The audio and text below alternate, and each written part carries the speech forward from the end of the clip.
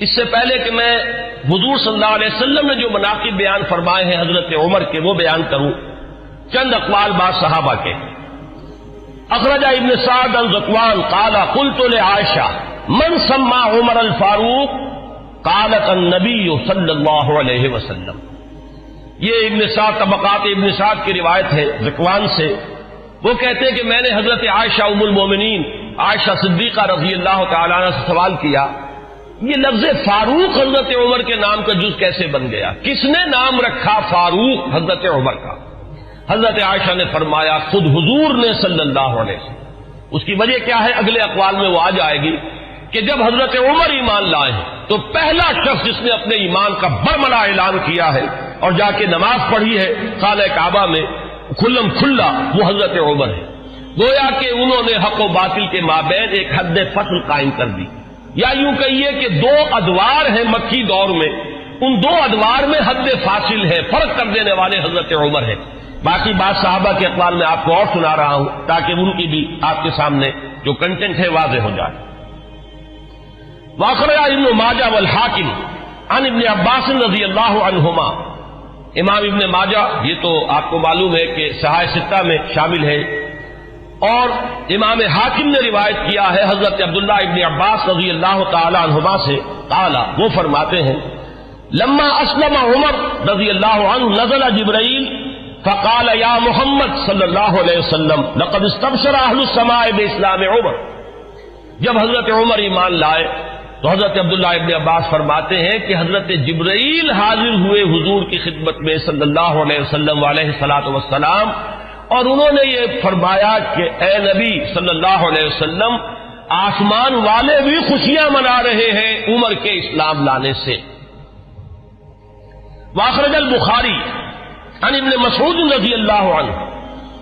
قال ما زلنا عزة منذ اسلم عمر رضی اللہ عنہ۔ حضرت ابن مسعود رضی اللہ تعالی عنہ سے روایت ہے، امام بخاری کی روایت ہے، یہ صحیح بخاری کی روایت، وہ فرماتے ہیں کہ جب ایمان لے آئے حضرت عمر تو پھر ہم پر کمزوری نہیں رہی، پھر ہم قوت والے ہو گئے، عزت والے ہو گئے، اب وہ بات نہیں رہی کہ ہم دبے دبے تھے، بلکہ ہماری بھی اب جو ہے ہمتیں بڑھ گئی۔ ابن سعد کی روایت ہے طبرانی اور ابن سعد کی ابن مسعود سے رضی اللہ تعالی عنہ، یہ ان کا قول ہے کان اسلام عمر فتحا وکانت ہجرتہ نصرا وکانت امامتہ رحمتا وَلَقَدْ رَأَيْتُنَا وَمَا نَسْتَطِيعُ أَن نُّصَلِّيَ إِلَى الْبَيْتِ حَتَّى أَسْلَمَ عُمَرُ فَلَمَّا أَسْلَمَ عُمَرُ قَاتَلَهُمْ حَتَّى تَرَكُونَا فَصَلَّيْنَا۔ حضرت عبداللہ ابن مسعود جو ہے یہ مناقب میں بیان فرما رہے ہیں، حضرت عمر کا اسلام لانا گویا کہ اسلام کی فتح تھی، ان کی ہجرت اسلام کی نصرت تھی، ان کی امامت اسلام کے حق میں رحمت تھی، اور ہم اپنے آپ کو دیکھتے تھے یعنی ایمان لا چکے تھے لیکن ہم بیت اللہ میں نماز نہیں پڑھ سکتے تھے جب تک کہ عمر اسلام نہیں لے آئے۔ جب عمر اسلام لے آئے تو پھر انہوں نے مقابلہ کیا کفار کا، تو انہوں نے پھر ہم سے تعارض کرنا چھوڑ دیا، اب ہم نے بیت اللہ میں نمازیں پڑھنی شروع کر دی۔ یہی وہ لفظ ہے جس کی وجہ سے کہ حضرت عمر فاروق قرار پا رہے ہیں۔ واخرج ابن سعد والحاکم عن حذیفہ رضی اللہ عنہ لما اسلم عمر كان الاسلام كالرجل المقبل لا يزداد الا قربا فلما قتل عمر كان الاسلام كالرجل المدبر لا يزداد الا بعدا۔ یہ بہت ہی حکیمانہ قول ہے حضرت حذیفہ کا رضی اللہ تعالی عنہ، اور اسے امام حاکم نے اور ابن سعد نے دونوں نے روایت کیا ہے۔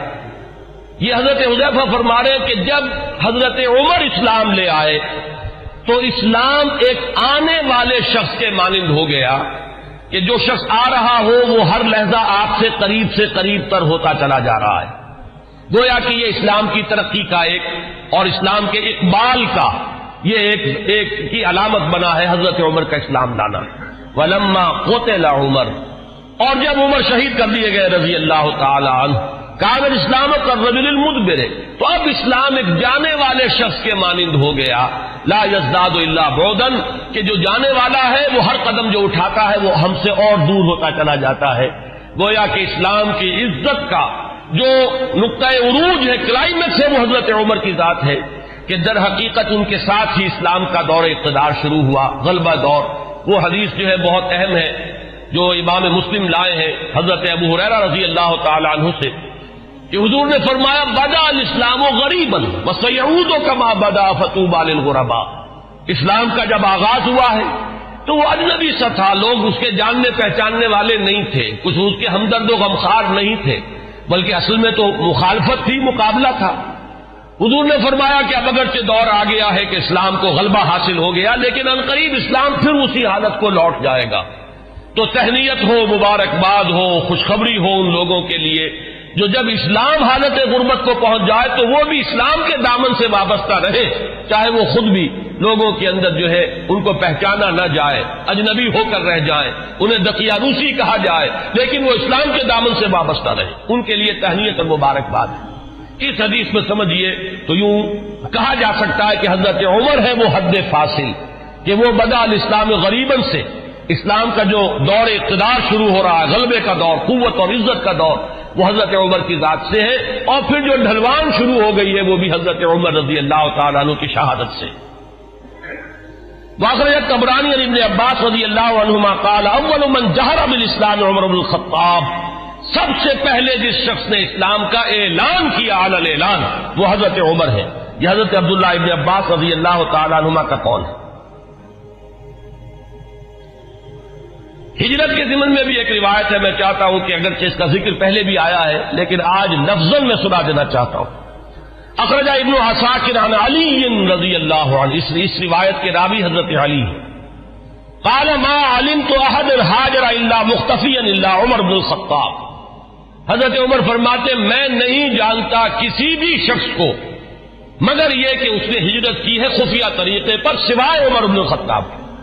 یعنی جو بھی ہجرت کے لیے نکلتا تھا خفیہ طریقے سے نکلتا تھا، لوگوں کو معلوم نہ ہو جائے، خام خواہ راستہ روکیں گے، کوئی تکلیف پہنچائیں گے، سوائے حضرت عمر کے۔ اب آپ اس حضرت علی رضی اللہ تعالیٰ عنہ کی زبان سے حضرت عمر کی جو ہجرت ہے اس کا پورا واقعہ سنیے۔ فَإِنَّهُ لَمَّا هَمَّ بِالْهِجْرَةِ، اس لیے کہ جب حضرت عمر نے ارادہ کیا ہجرت کا، تَقَلَّدَ سَيْفَهُ، تو انہوں نے اپنی جو ہے تلوار جو ہے وہ لی، گردن میں ڈالی، وَتَنَكَّبَ قَوْسَهُ، اپنی کمان جو ہے وہ اپنے کندھے میں ڈالی، وَانْتَقَضَا فِي يَدِهِ أَسْهُمًا، اور اپنے ہاتھ میں تیر بھی لے لیے تیار کہ کمان سے کے ساتھ جو ہے وہ تیر جو ہے ہاتھ میں موجود ہو۔ وَأَتَى الْكَعْبَةَ، اور آئے وہ مسجد حرام میں کعبے کے پاس، وَأَشْرَافُ قُرَيْشٍ بِفِنَائِهَا، اور قریش کے بڑے بڑے سردار جو ہیں وہ کعبے کے صحن میں، یہی جو اس وقت مسجد حرام کہلاتی ہے، خانہ کعبہ تو وہی گھر ہے، اس کے ساتھ جو صحن ہے یہ فنا ہے اس کا صحن ہے۔ فطاف سبعا، تو 7 چکر لگائے حضرت عمر رضی اللہ تعالیٰ عنہ نے اسی کیفیت کے اندر خانہ کعبہ کے ساتھ ہی۔ آپ کو معلوم ہوگا اشواط ہوتے ہیں جب عمرے کے لیے یا حج کے اندر جب بھی وہ طواف کیا جاتا تو ساتھ ہے۔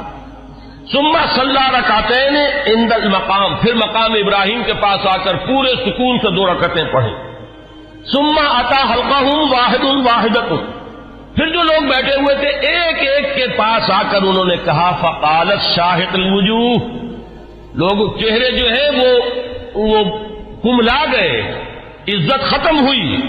اور اس کے بعد فرمایا من اراد ان تسکلہ امہ او ییتم ولدہ او ترمل زوجتہ، جس شخص کی بھی یہ خواہش ہو کہ اسے روئے اس کی ماں اور یتیم ہو جائے اس کے بچے اور بیوہ ہو جائے اس کی بیوی، فَلْيَلْقَنِي وَرَاءَ هَذَا الْوَادِي، تو وہ آئے اور اس وادی کے پیچھے ذرا مجھ سے مقابلہ کر لے۔ یہ اعلان کر کے ذرا الفاظ غور کیجئے، جس کا بھی ارادہ ہو، جو چاہتا ہو کہ اسے اس کی ماں روئے اور اس کے بچے یتیم ہو جائے اور اس کی بیویاں یا بیوی جو ہے وہ بیوہ ہو جائے، تو ذرا آ جائے میرا مقابلہ کر لے۔ فرمایا حضرت علی فرماتے فما تبعہ بینہم احد، ان میں سے کسی کو یہ جرأت نہیں ہوئی کہ وہ حضرت عمر کا پیچھا کرتا۔